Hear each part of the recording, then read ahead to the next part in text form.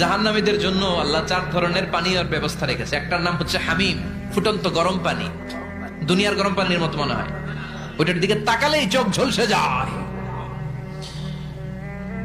2 নম্বরে হলো গাসসাক, মানে দুর্গন্ধযুক্ত বমি। বমি চিনেন?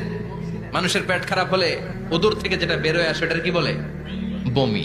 1 নম্বরে গরম পানি, 2 নম্বরে দুর্গন্ধযুক্ত বমি, 3 নম্বরে রক্ত আর পুষ, 4 নম্বরে হচ্ছে পোড়া তেল।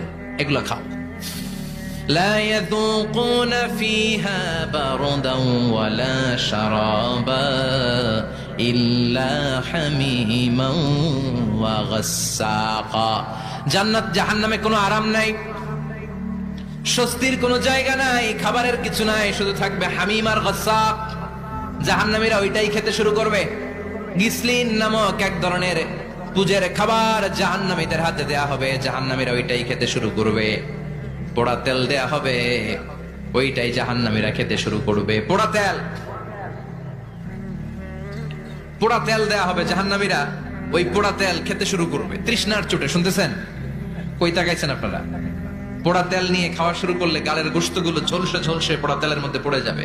তৃষ্ণার চোটে ওইটাই খাওয়া শুরু করে দিবে। গলার নিচ দিয়ে যেখান দিয়েই যাবে ভেঙে চুরে ছিঁড়ে পুরো দেহটা খান খান হয়ে যাবে। চিল্লায় পড়ে নাউযুবিল্লাহ।